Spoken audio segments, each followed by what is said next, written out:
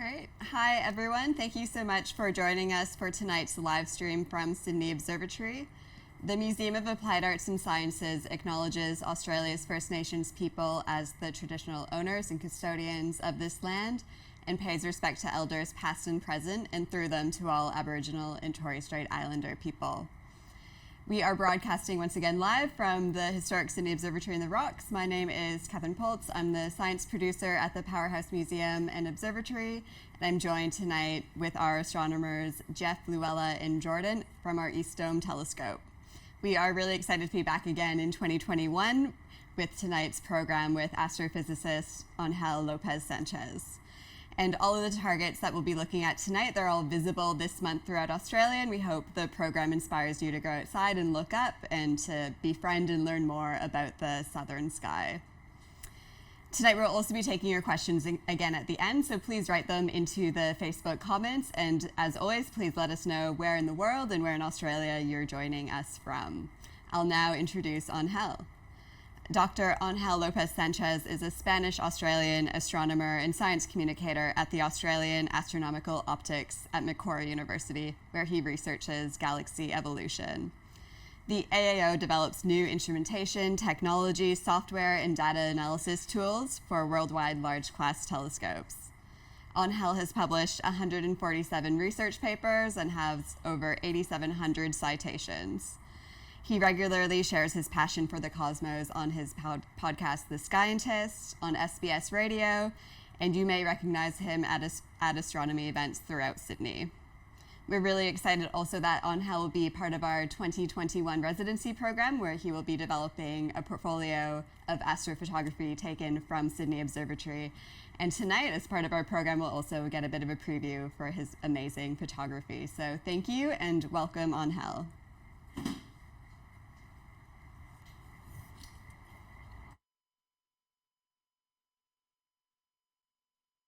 Really observe another world, the surface of another world. We can see the differences in the low areas, the dark patches, the Mare, the Maria, and also the very high mountains and the craters. And we can name them and we can identify them very well. And I particularly like a lot the view of the moon, more or less half quarter as it is right now tonight. We can see plenty of the craters here, and also the Mare, the Maria. In this image, it is at the upper right part with the Crisium Maria. That is the only one that is kind of isolated there, the Crisium Mare, and some few others, Tranquility's Mare and the Serenity's Mare, and many other objects.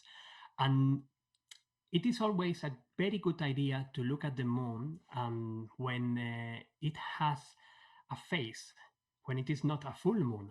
Many people think that looking at the moon during full moon, it is the best way of doing it. And well, only if you really try to do some few special details, like the rays that are appearing radially from the most recent craters, then perhaps. But for the general public, I will say that it is always a must to observe the moon with some phase, in order that you can see the shadows that are cast in that area, which is called the terminator. It's just the edge where you have the sun rising over the moon. So it is the dawn there, the very early morning, and you can see the shadows that are cast by the mountains and the craters. Very magical place. And if you can even put a bit of extra magnification, you will see many more details and the domes and the different kind of structures that we observe in this satellite, in the satellite of the Earth. It is really a magnificent place to look at. As I think we also have an image that we took some few years ago. That is, I wanted to share this one with you because that is a little project that I did with my then 6-year-old kid, Luke, observing the moon during all the phases, during all the different lunation, during all full lunations, right? For little kids to understand how the face of the moon is changing depending on the position that it is relatively to the Earth and the Sun, how the Sun is projecting the light over the surface of the moon, and depending where we are seeing in a way of the other. And it was taken in a very similar phase as we are observing the moon right now, with all the difference in the craters and very nice view of the moon in that way. I will also say that this image have been highly processed, and we did actually that together also. The other one, it is the image that you have seen observing directly through the eyepiece of the telescope, or in this case just the camera of the telescope. And that is very important because, as I will tell you a bit more later, you will see you will see that for making these fantastic images that many times you see in these magazines, in books, in the media, in the TV, we really need to dig into the processing of the data. But that doesn't mean that you cannot enjoy with your very own eyes these beautiful images. It will be these beautiful objects. It will be something very different. So it is not the same thing. The feeling that you have observing with your own eye the moon, or the planets, or a nebula, or even a galaxy. Perhaps you are observing a galaxy that might be 150 million light years away, and you are seeing that with your very own eye through the telescope. And I think that is something very special. But you will never get the details that you can get when you do the real processing of the data and stacking images. I will tell you some few more things about that later. So I think it is a good moment to really start moving away from our solar system. We have seen the moon, and there are not many right now. There are not any other bright planet. Perhaps you can ask, we should have been going to Mars, but right now Mars, even though it is in the news everywhere because we have a Perseverance, the NASA Perseverance spacecraft that just landed on Mars yesterday, and it is very difficult to observe this planet because right now it is a bit far away from the Earth. So we are going to start moving away from our solar system, and I would like to show you first one of my favorite objects in the sky, of course, the Orion Nebula. So you can observe the Orion Nebula, that is a very bright object that you can even see with your naked eye if you are paying attention, and you know where you have to look in the constellation of Orion. And that is an image that I took last year from here, from Sydney. Even though we have the problem of the light pollution, you can still use some special filters and be able to get the details of the diffuse gas that is in a nebula. The Orion Nebula, it is around 1,300 light years away, as I said, in the constellation of Orion. And it is a very special place because it is where stars are born. That is what happens in nebula, in star-forming regions. Here it is. Here we have the real live view of the Orion Nebula right now through the telescopes here at Sydney Observatory. You see that it is a kind of very different image. The bright part in the center is just because there is a lot of gas, a lot of emission, and that is majoritarily hydrogen gas that have been excited because of the stars that have been born inside the gas. There are many stars that have been formed recently in this nebula. Particularly, the very famous 4 stars of the little asterism that is called the trapezium stars in the center of the nebula. And these stars are very massive, very young. They are only 1 million years old, which is nothing in astronomy. 1 million years old is nothing in astronomy. These stars are emitting a lot of energetic radiation in ultraviolet wavelengths, and that is what is colliding that light with the gas in the nebula, and that is what is making the nebula shine with very particular colors. For example, this red of hydrogen, or you can see other images of green, that is the oxygen or sulfur, or the different elements that are in the nebula. And as I said, it is a very beautiful place to see, to observe. Even with a small telescope, you will see the trapezium, you will see the diffuse gas. It will be something kind of similar view that what you have seen a moment ago through the telescope here at the Sydney Observatory. And it is really special because, as I said, it is just the gas condensing, forming many stars. Because from star forming region, from a nebula, we don't have only the creation of one star. There are many stars that are formed, and you also have the formation of planets around those stars, which is quite intriguing and very interesting for all the future understanding of what is happening out there in the universe. After the nebula have been consumed, or the gas is consumed because or have been forming many stars, what we have it is an open cluster. And we can move to a different object in the sky, which is the beautiful open cluster M46, which is in the constellation of Puppis, very close to the Canis Major constellation. And that it is a beautiful image that I also got from here, from my backyard in Sydney, of this star cluster that has around 500 stars at a distance of almost 5,000 light years from the Earth.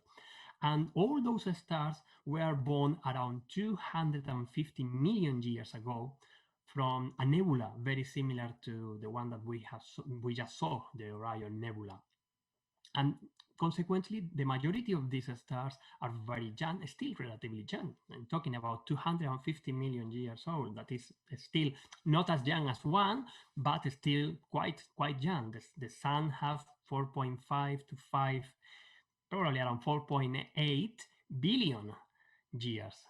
So when we are talking about 250, that is only a tiny fraction of the Sun. So we are trying to observe also this beautiful cluster M46 in using the telescopes here at Sydney Observatory. There it is. We are increasing a bit the exposition time and the contrast just to be able to see the beautiful cluster. All those stars that were formed in a nebula. And probably you are paying attention to that little donut in the middle of the screen that you have also seen there. Well, that is the corpse of a star like the Sun. We call it a planetary nebula. The real identification of this object is NGC 2438. Probably it is unrelated to the cluster, but I love the cluster because it has this planetary nebula that is showing you how stars like the Sun are going to die. Because for the majority of their lives, stars are just giant kitchen that are converting hydrogen into helium in their cores. And that is what is making them shine. And they're stable for a lot of time because the gravity that tries to put all the material in the center is compensated with all the nuclear reactions and the pressure of the nuclear reaction that are pushing the material outwards. And that is in an equilibrium for the majority of the time. That is what is happening in the Sun, and that is what is happening to the majority of the stars. But there is a moment in which just there is not enough fuel, no more hydrogen to burn into helium in the center of these stars. So they're evolving, they're changing, and the external layers of these low mass stars are starting to escape from the star and forming this bubble around the core of the star that now it seems naked, and that core will become what we call a white dwarf star. There are many, and that is what will happen to the Sun in 4.5 billion years from now. The external layers of the Sun will expand. It will destroy Mercury, Venus, probably even the Earth, depending on the models. It will be a red giant star, a red supergiant star, and eventually, because the Sun, of the stars like the Sun, which are the majority of the stars of the universe, as they don't have enough gravity, enough mass, they are not massive enough, they will lose all that material, releasing that material into the interstellar medium, forming these beautiful cocoons, these beautiful bubbles, planetary nebula, and releasing the material that have been synthesized into the interstellar medium for forming new stars, which is something very important that you want to know more. Ask me later. So I think it is another beautiful object and explain very well how we are connecting the evolution of the stars. However, not all stars die in that way. The most massive stars actually they will explode, and they will explode in majestic supernova explosion. And that is what happened in the year 1054 of our era, when a very bright star appeared in the constellation of the Bull in Taurus. And when we point now to that direction of the sky, after almost a millennia that happened, what we see it is the remnant of that star that died, and that is the Crab Nebula that we are going to observe right now here. So the Crab Nebula, it is the remnant of a star that was around probably 10 times the mass of the sun that exploded as a supernova in the year 1054. We saw that in the year 1054 because actually the Crab Nebula it is around 6,500 light years away from the Earth. And what we are seeing there, it is all this structure, filamentary structure of the hot gas, mainly in hydrogen, shining here, mixed with all the energetic particles and the material that have been also processed inside these stars, these massive stars that are not only to burn hydrogen into helium, but they are going also to burn helium into carbon and oxygen and nitrogen and sulfur and calcium and neon till the iron. Iron, it is a star killer, and when we get the core of a star as an iron core, then the star cannot be stable and it will explode at a supernovae. And we also know that in the core of this object, of this beautiful object that we can observe also from the northern hemisphere, it's very famous. And what we see, it is a very quick, very fast rotating star, which is a kind of a special star because it is what we astronomers call a neutron star. It is made only by neutrons. That is the kind of the dense remnant that stays after the supernova explosion.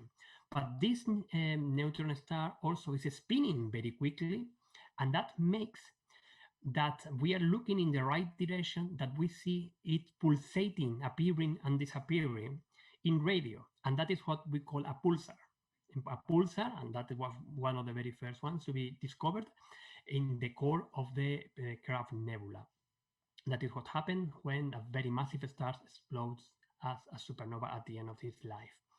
If there is a more massive object, you will not get a neutron star, you will get a black hole, a stellar black hole. That's also a very cool object. So it is quite a journey from the different part of stellar evolution. And I think perhaps it is another good occasion just for looking into perspective, a more generic view of the stars and the sky. And as we are in the southern hemisphere, and although it is not the best moment of observing this part of the sky because it's still a bit too low at the beginning of the night, it will be very high later and after midnight and in the early morning. I would like to show you one of my favorite parts of the sky, which is the Southern Cross, the region around the Southern Cross and Alpha and Beta Centauri, which is also called the Pointers, and the Carina Nebula. In the center of this image, you are seeing, or you can probably identify the Southern Cross constellation with a very red star on the top, Acrux. And below that, and the patch of the Milky Way, you see a kind of a dark patch, a dark area that is the very famous coal sack, that is diffuse gas and dust in the middle of the Milky Way, that it is not illuminated by massive stars, and that is why we see it very dark, the constant with the background. And there are many other objects that we can see here.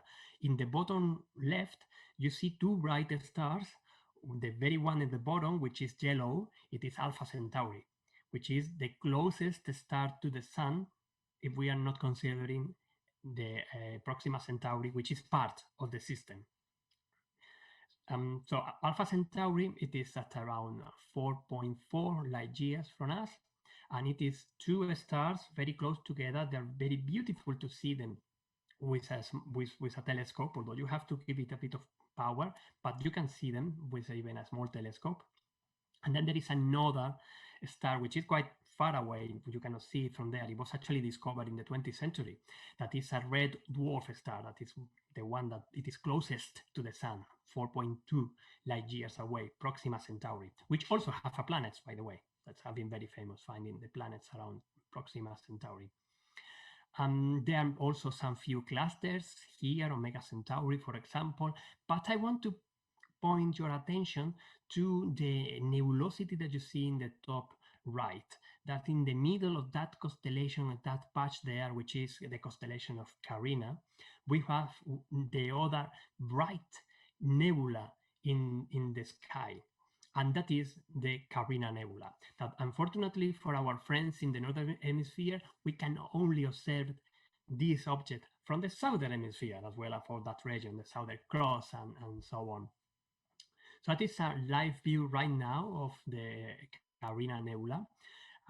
It is just a gigantic star formation complex at around 8,500 light years, let's say that way, 8,500 light years away, with a lot of star formation is still also happening and plenty of gas and dust. Again, it is quite similar to the object that we observe with the Orion Nebula. But this Carina Nebula, it is around 7 times much more distant more distant to the Earth and to the Sun than the Orion Nebula.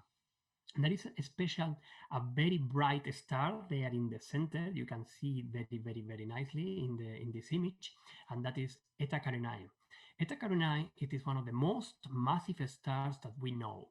It's actually, we don't know exactly how massive it is. We have a limit of around perhaps 200 times the mass of the Sun, which is absolutely too much for what we understand a stable star can be. Probably it is 2 or 3 stars very close together. We have seen it with the Hubble Space Telescope, observing that they have very strange shapes and morphology. It is called the homunculus. It's just a double bubble, something like that, bipolar thing.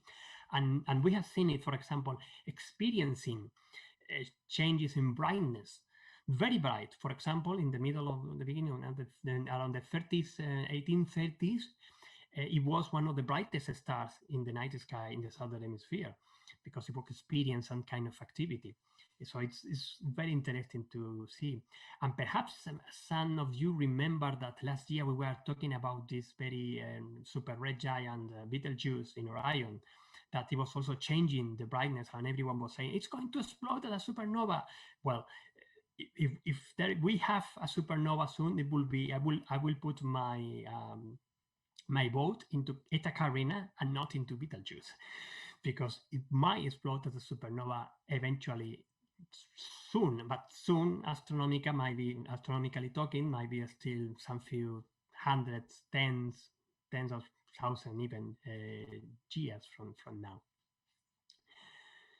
Beautiful image. Again, that is the view that you have if you observe it through a telescope, like the ones that we are using now at the Sydney Observatory.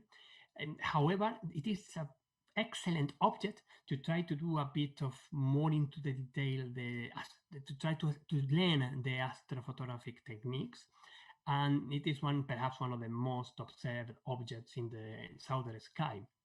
And I'm not surprised about that, because even this year in the David Malin Awards 2020, last year, precisely one of the best images that were awarded was this beautiful image of the Carina Nebula, and that have been processed by Paul Hasey, and it shows very well also the different colors and structures that you can see in a nebula. Don't think that it is just a gas, a rounded sphere or something like that. No. Nebulas are really complex system too. And we see also the patch, the black parts. The black parts are not that there is no gas. It is just that there is plenty of dust, and the dust is absorbing the light that is coming from the nebula behind it. That is what happened in many of these regions. Also, for example, in the Orion Nebula with the lane that it has separating with another part. We can see Eta Carinae very well also in the center of the image, and a structure that I like it very much. It is called the keyhole of the nebula, the keyhole that it is horizontal, a kind of an orangey color, just a bit over the Eta Carinae. And again, a beautiful object to observe and to play with observations to try to get a bit more of the details of what we can achieve using these techniques. Because you might be surprised, but there are many people around the world who are amateur astronomers that are getting absolutely outstanding images of the night sky using small telescopes that they have in their backyards, or they are just taking to a very dark place in their cars in the middle of the night and trying to compile and collect the photons of using those beautiful telescopes and cameras, and using also filters. And later they also have to process all those data, and you can also do that. So it is something, it's a hobby. It is an extra hobby that many people have.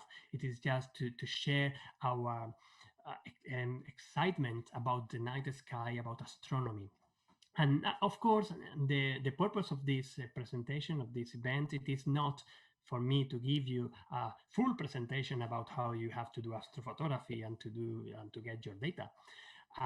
No, it is not that. But at least I wanted to let you know the main 3 techniques that we have of doing astrophotography, because I have already shown you some few of images that have been taken using the different techniques.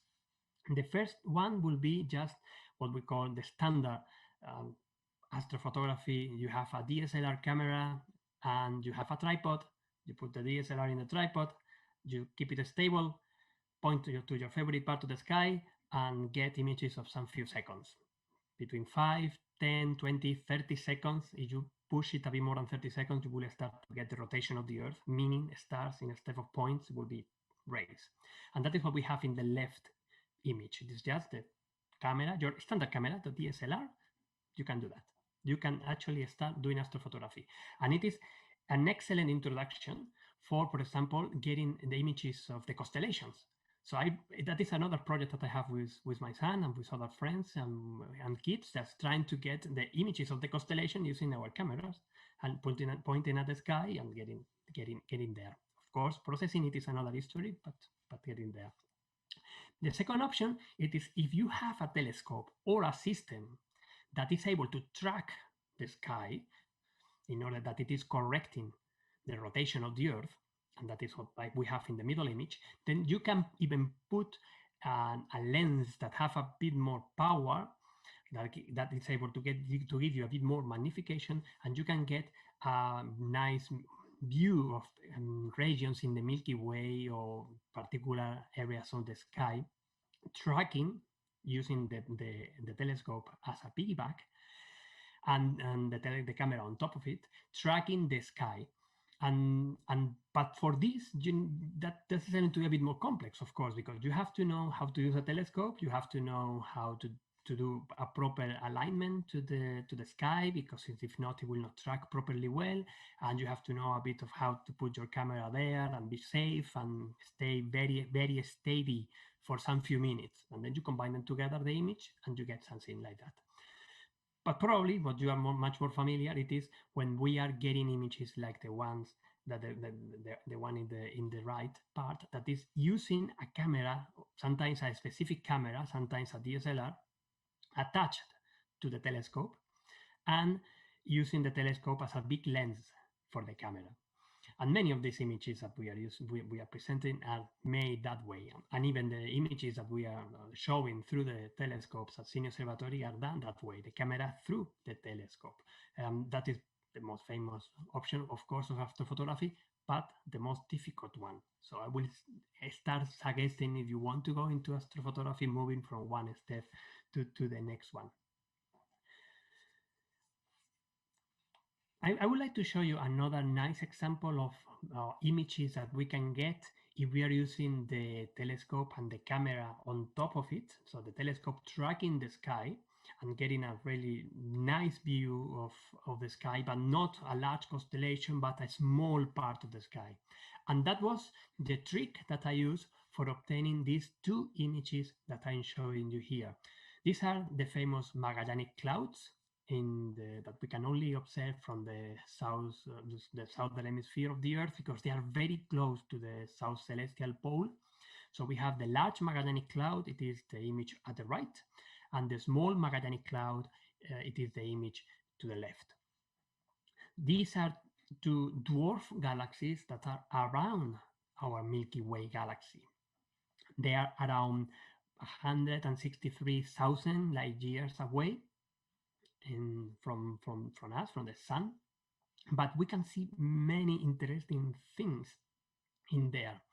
For example, we can see all these kind of bluey regions there and blue stars. Well, majorly because the Magellanic Clouds still have plenty of gas and they are forming many stars. And the majority of the stars that we see are relatively blue and young. There are still many old stars too, but the majority that we see and in this kind of images, they are that way.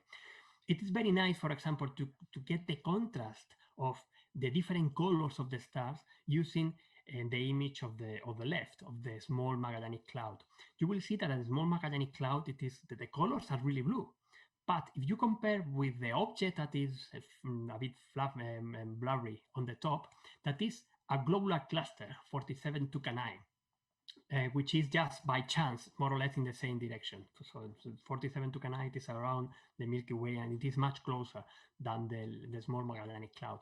But you see the difference in color. The 47 Tucanae have a kind of the yellowish color, white to yellowish, of course, because it's a bit saturated. It was too bright. If we get the details of the small Magellanic Clouds, but the stars in the Magellanic Clouds are quite blue.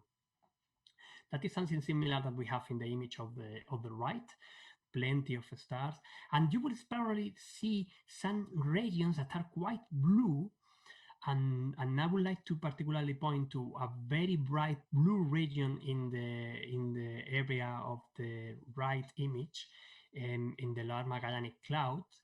And because that is the Tarantula Nebula. So if you don't mind, there it is. Thank you very much for removing my image. Well, you see that is the image of the Tarantula Nebula as it is obtained through the telescope right now.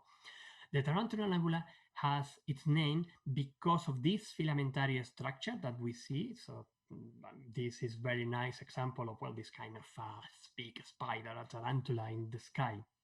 But again, it is a gigantic, a great, a very massive star-forming region, forming crazily many stars. It is one of the most active star-forming regions in the local group of galaxies. And it is so bright and so big that if this object were where the Orion Nebula is, it will be casting shadows on the Earth. One thing, and the other thing, it will be bigger than all the constellation of Orion. It is really big, really massive, but we can see it very nicely using these telescopes, and it is one of my favorite objects to see in the southern sky of this filamentary structure and all the massive stars that have been created from the gas there. Many of the very young stars there, and even younger than 1 million years. That is an image that I was able to get last year, again, from my backyard here in Sydney, using some special filters that are also able to get you a sense of the different the chemical composition there, the different colors, because we have this very clearly green color that is coming from oxygen, and the red that is coming from the hydrogen gas, and in the center we have this very massive core of very massive stars. Some of them have several tens 20, 30, 40 times the mass of the sun. They will explode very soon, 2, 3, 4 million years, a supernova.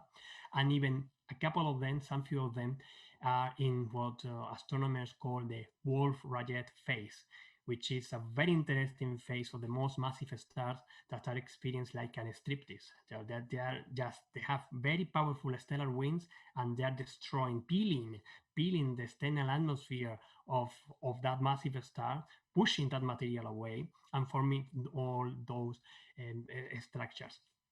Beautiful, there it is, and another way. By the way, just when many times in a star forming region you see this kind of bubbles, there are many in the Tarantula Nebula. That is consequence of stars that have already died as a supernova. Sometimes it is because they have consumed the gas, but in the case of the Tarantula Nebula, it is that some stars have already exploded as supernova, and the explosion has pushed the gas outside and forming this kind of empty bubble with some other stars in the center. It's beautiful, beautiful object. After this, I think it will be a nice idea if I try to show you a bit more into the extragalactic. But before doing that, I will show you how we can see the Milky Way from the Earth. And I will say that is magnificent view. I have been lucky enough of being able to be first being an amateur astronomer when I was a kid, and later doing a PhD in astronomy, have been observing in the largest telescopes in the world, in the largest radio telescopes in the world, but never losing my connection with amateur astronomer and with doing really observing the sky. And there is something that I always tell in this kind of presentation, which is the most magnificent and great view that I have ever had of the sky had not been using binoculars of telescopes or big telescopes. It has been using my very own eyes in a dark place in the outback here in Australia, or well, in any dark place now in the southern hemisphere, when we have the center of the Milky Way right on top of us, close to the zenith, and then you have a view similar to what I try to capture in this image, which is the center of the Milky Way on top of us, and then you see the spiral arm of the Milky Way that are projected into the sky as a band coming in one direction and in the other, coming down. And then you are really realizing that you are in the external parts of a spiral galaxy, floating in this little dust that is the Earth, our little planet.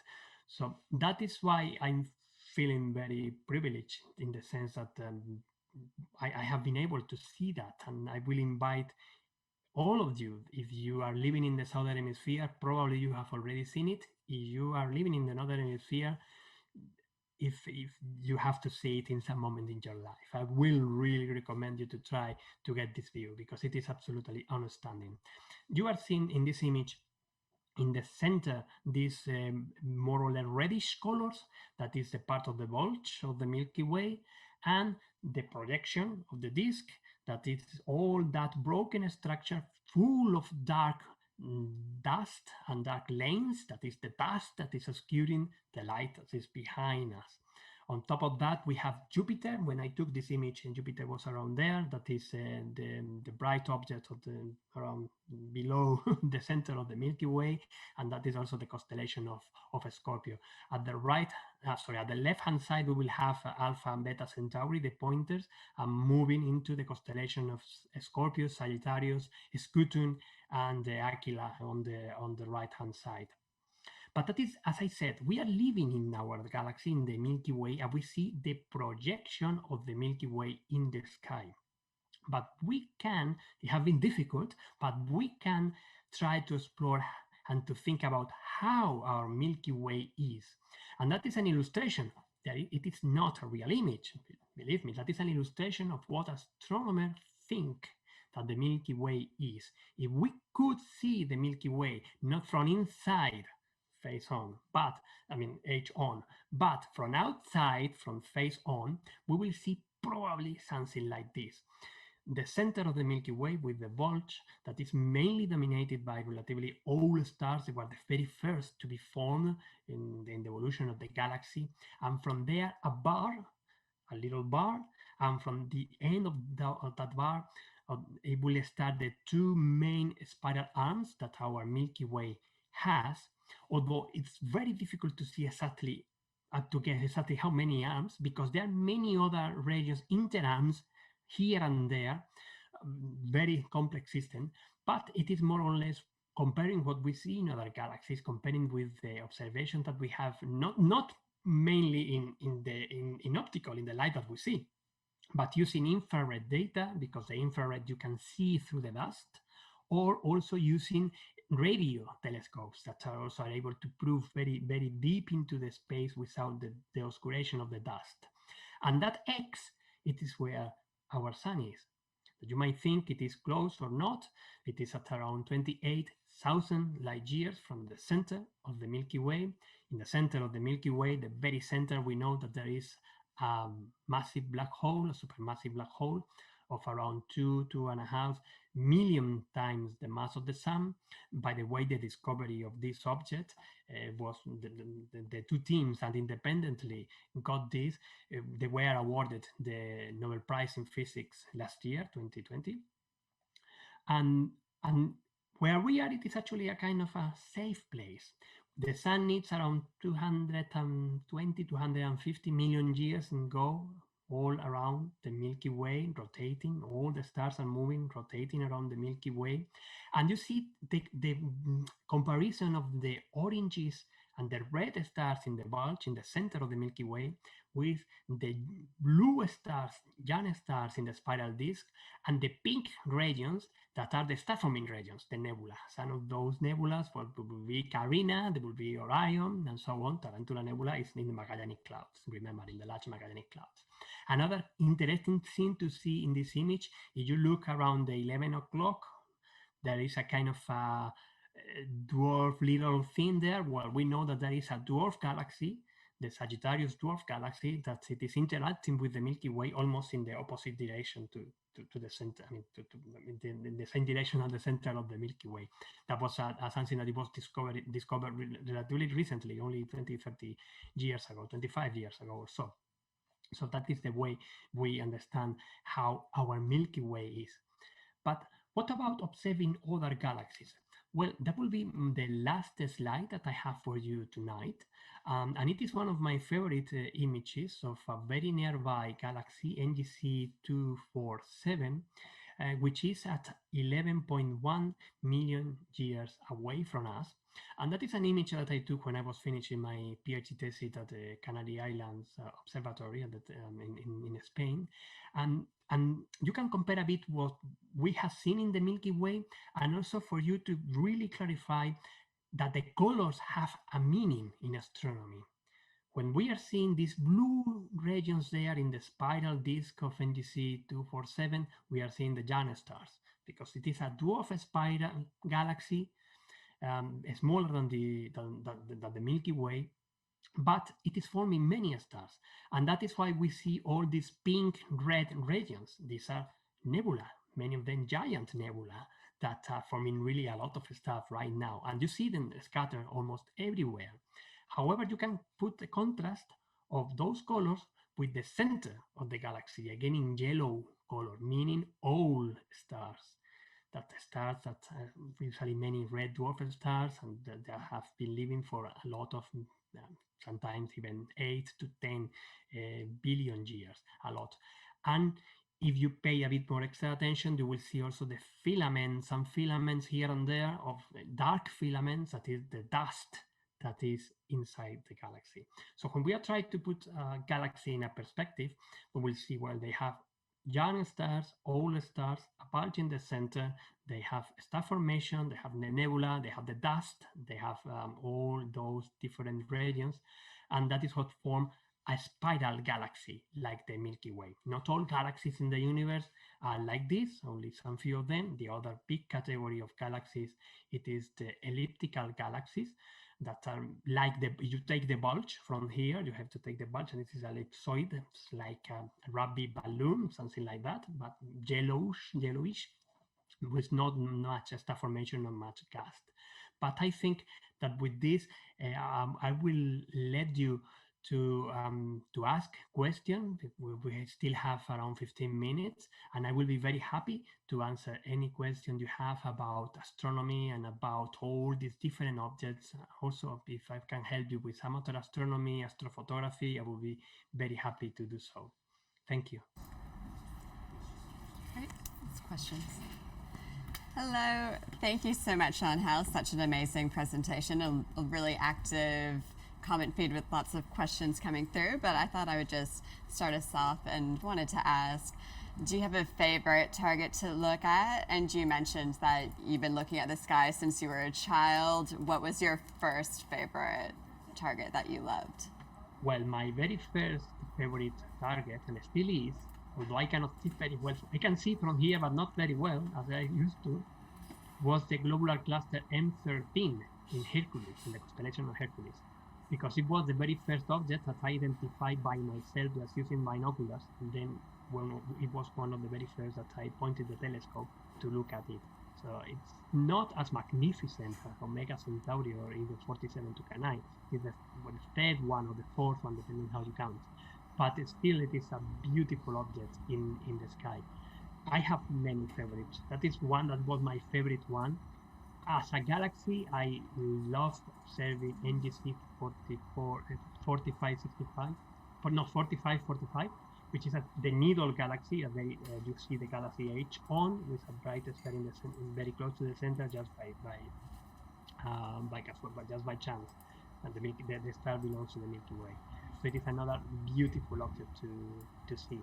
But in particular, any kind of objects, I love all of them. Come on, I cannot keep one of them. I love them all. Lots of good options out there. Question for you from the audience: what is the telescope that you would recommend for hobbyists, people just getting started in amateur astronomy? Well, I would like to start saying the telescope that I will not recommend. You will please don't go and never get one of these telescopes that are in the general store saying you will get 300 magnification with this small telescope. No, I usually call this kind of telescope the hobby destroyers, because you will not see anything. It will be very disappointing. You're going to spend your money. No. What I will recommend you, it is to try to find your local amateur association and talk to them. That is the best way. Or going to a specialized store, for example, Bintel here in Sydney, that you can go and ask them and get a bit of a better understanding of what your needs. Because I don't want to lie, astronomy is not a cheap hobby. But I would rather spend my money in something that I can use, even though perhaps it is not the best, but I can get something from that getting something that it is only perhaps half of the price, but you're going to be very disappointed. So if you want to start in astronomy, I will first recommend you get some good binoculars and start doing a bit of observation with binoculars. If you like that, then okay, let's go try to get. There are now very, very good options of even full motorized with GPS telescopes, with amateur telescope, a small compact that you can travel easily from one place to other place, that are around $1,000 Australian. Some of them a bit cheaper, some of them a bit more expensive, depending what you want. And as the same thing with a camera. Sometimes, if you want to do astrophotography, it is much more important to get a camera that is relatively okay, it's not bad, and with a standard telescope, that is spending a lot of time in a huge big telescope and then almost nothing in a tiny camera that you cannot use that much. So the best way at the end will be, so summarizing what I said about this, don't get anything from general stores, go to get specialized help and follow what they are suggesting you to do, because they have been working on this for a long time and they will be able to provide you with a more better detail. Yeah, I think that's really good advice, and it's amazing what you can see with binoculars too in terms of planets and the moon. You can see a lot of amazing detail there. Next question. When a star explodes, are smaller stars created? What happens when a star explodes? Well, when a star explodes, and that is only happens with the most massive stars, starting from 8, 9, 10 times the mass of the sun, it's just because they will create this core of only iron, and in just one day or so after that iron core having created, it will just explode. And it will not create more stars. What it will happen is that the material, the large material, a good fraction of the material will expel into the interstellar medium, forming this kind of remnant that we see, for example, in the Crab Nebula. And in the core will be transformed into something very, very dense, a neutron star, or if it is much more dense, we will get a black hole. But it will not be able to create new stars. What will happen is that the material that have been expelled in the explosion, that is moving away at very high energetic, very high velocities. Imagine that right now, for example, I didn't mention this, we have seen the gas moving in the Crab Nebula. When we started observing it with good telescopes, let's say 40 years ago, it was a bit smaller, and now it is a bit larger. Even with the Hubble Space Telescope, or amateur astronomers too, they have been able to do a little time lapse separating two images obtained in 10, 15 years, and you see the tiny difference of the gas expanding. It is just a dynamic object. Well, that material that have been there, is very rich with oxygen, with sulfur, with all these elements that have been created inside the stars, and iron too, they will eventually merge with more gas, that is the diffuse gas that is in the galaxy. And eventually that gas will condense and will form new stars. And that is what happens in the galaxies, and that is how we see star formation happening throughout the galaxies. But the supernova explosion will not generate per se more star formation from itself. What we will create, it will be the expanding gas colliding with the gas surrounding. It might trigger more star formation if you have plenty of gas in a part of the galaxy, but not the core of the star. The core of the star will become a neutron star or a black hole. Great. Another one for you from the audience, from Lloyd, and he asks, how do you determine the age of a star? Oh, that is an excellent question. It is an excellent question, and we are always trying to get that right. We can do that because first we have observed many stars around there, and we have been able to determine very well how stars change with time, and that in some way have been done statistically, but also molecularly, using models, theoretical models of how stars are evolving. And we use some kind of observations to determine exactly the position where this star is in some kind of diagrams. Perhaps some amateur astronomers will recognize if I say the Hertzsprung-Russell diagram, yep, say it correctly, that what is plotting it is in the horizontal axis the color, which is a representation of the temperature of the star, and in the vertical axis the luminosity, that is the magnitude of the luminosity, the intrinsic luminosity of the star. In there we can define some few areas, for example the main sequence, that is where the majority of the stars are, or the part where the red giant stars, or the white dwarf, or some few things like that. So if we put the star, our observation, in that diagram, and we have some few models, and we can say, okay, if it is here, and it is with this assumption, this star should have this age, around this age. Usually it will be more trickier than that, because you should get the spectrum of that star and start analyzing the different properties that we observe in the spectrum, again fitting models, and with all that information guess more or less which is the age of a star. Right. And one last question, and it's about your research. And how did you know that you wanted to study galaxies? What was that journey like for you?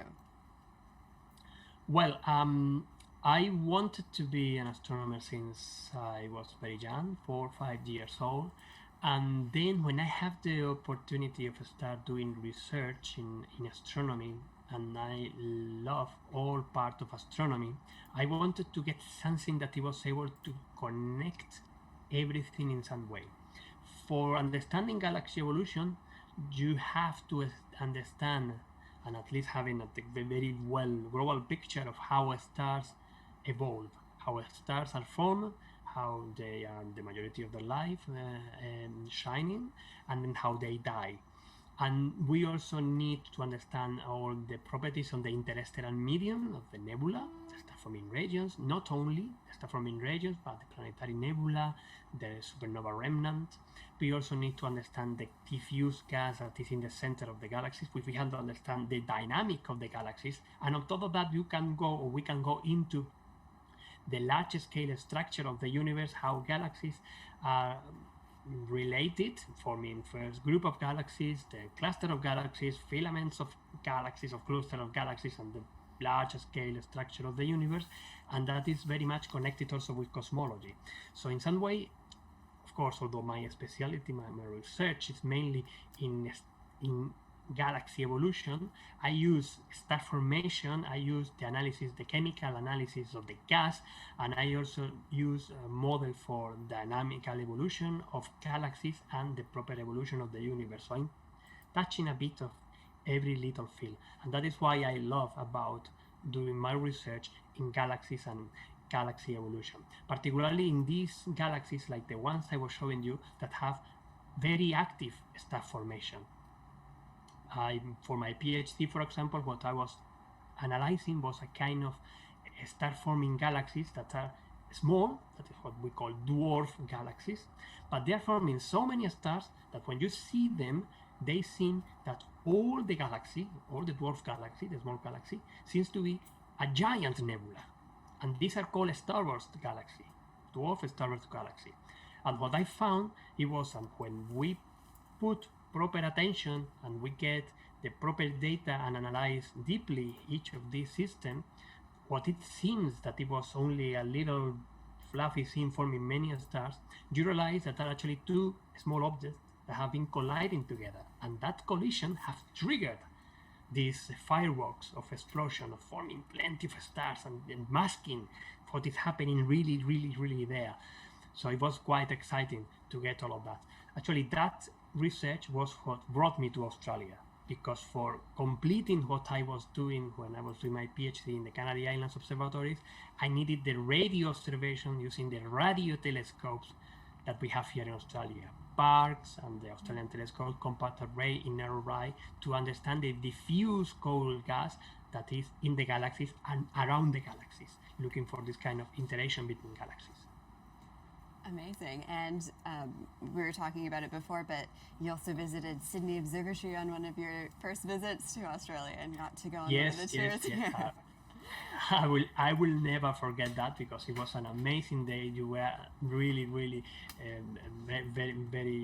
very good with me. I was very young and naive PhD student in my first year, with my a bit of shy, I will say that way, but I was eager for observing. It was my first trip to the southern hemisphere, and I remember I was with Jeff, that he was showing me Jupiter during the daytime, and also Alpha Centauri through the telescope there at the Sydney Observatory, and I remember that very well. Actually, I took some few days of traveling around New South Wales, visiting beautiful places for the first time in my kind of initiatic trip, discovering many things. And in every little town that I was getting, I tried to contact with the amateur astronomers or with the small association and the planetarium. And it was in 2003 where we have a very good opposition of Mars, was very much bright in the sky. And yeah, it was absolutely amazing. I will tell you that another day. It was very exciting trip that I took in that year. Well, we're very excited to have you back this year as a resident and to continue working with you. But thank you so much, everyone, for joining us tonight. And thank you, Ángel, for such an incredible presentation. After we say goodbye, we have one more treat of the Pleiades live from the observatory. But thank you again, everyone. Have a great night. And Ángel, do you want to say anything?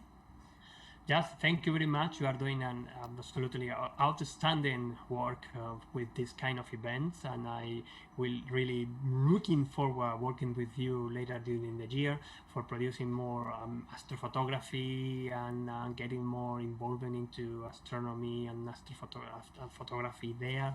And yes, and so it is absolutely great and a privilege to be working with all of you. Thank you. It's quite fun. Thank you, everyone. Have a great night. Bye. Thank you to everyone. Bye bye.